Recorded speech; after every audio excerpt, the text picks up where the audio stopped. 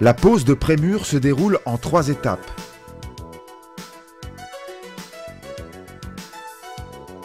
La première phase est une phase de préparation. La seconde concerne la réception et la pose des prémurs. La troisième et dernière phase étant celle du coulage du béton.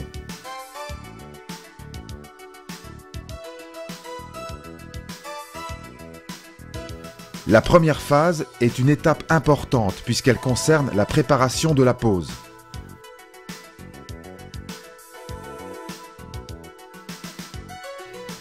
Le conducteur de travaux, en concertation avec le chef de chantier, vérifie les plans de pose.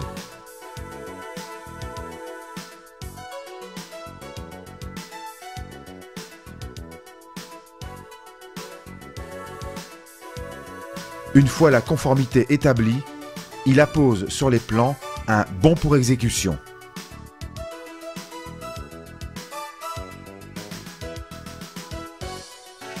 Une réunion de formation renforcée au poste de travail est organisée avant chaque phase de pose. Le chef de chantier détermine le rôle de chaque compagnon afin d'effectuer la meilleure pose possible. Une attention particulière est apportée aux consignes de sécurité. Rappel des points clés de la phase de préparation. Vérification des plans et bon pour exécution.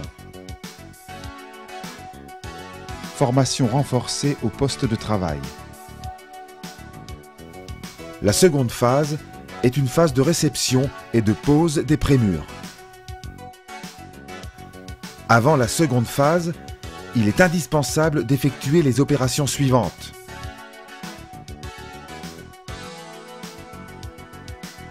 À l'exécution des fondations ou du niveau inférieur, des aciers en attente sont positionnés de manière à ce qu'ils viennent se loger entre les parois des prémurs.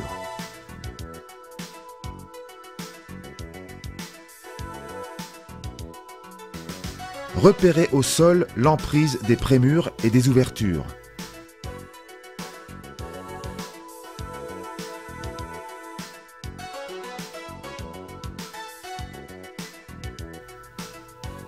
Vérifiez la rase des planchers ou des voiles. La réception des prémurs se fait sous le contrôle du chef d'équipe qui s'est fait remettre par le chef de chantier les fiches de vérification et les fiches de pose de chaque prémur.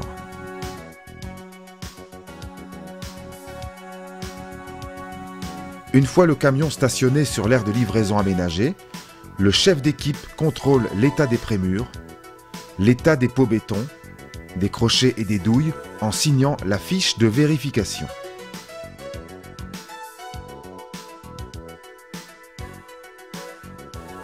L'utilisation de sangles à usage unique fournies par le fabricant peut faciliter la mise en œuvre et augmente la sécurité.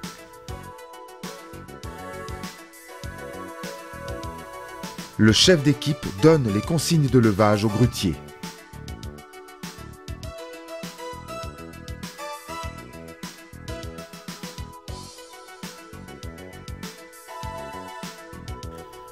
Le prémur est présenté à l'aplomb de son emplacement final.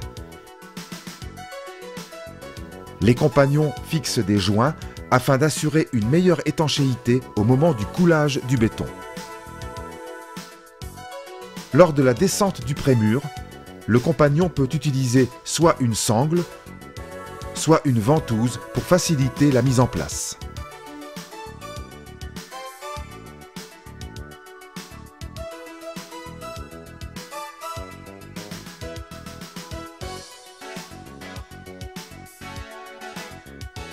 Le prémur est stabilisé à l'aide d'étais tire-pouce fixés d'une part sur la paroi du prémur à l'aide des douilles incorporées et d'autre part sur la dalle béton.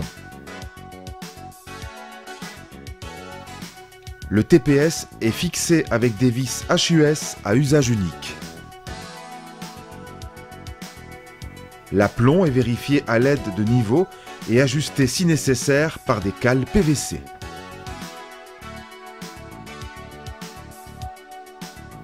À tout moment, l'utilisation de pires spéciales prémures est préconisée, notamment lors de la pose des garde-corps et du coulage. Les potelets sont installés pour sécuriser le chantier. Rappel des points clés pour la phase réception et pose. Traçage et vérification des niveaux. Contrôle avant élingage. Stabilisation avec TPS et vis HUS. Autocontrôle.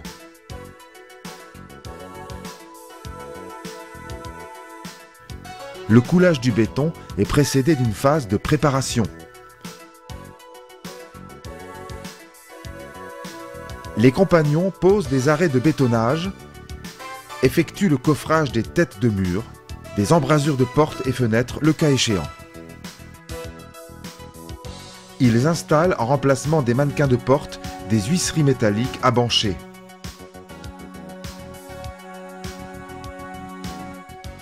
Pour les fenêtres, ils utilisent des coffrages en bois.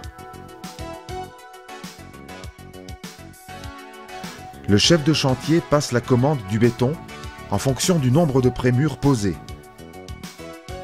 La formulation doit être choisie en fonction de la largeur de coulage, S4 ou S5.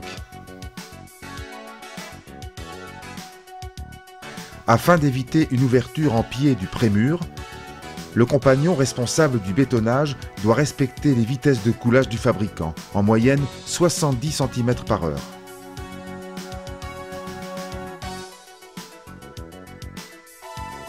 Des aciers crossés sont insérés afin de préparer la pose de la dalle et du prochain prémur.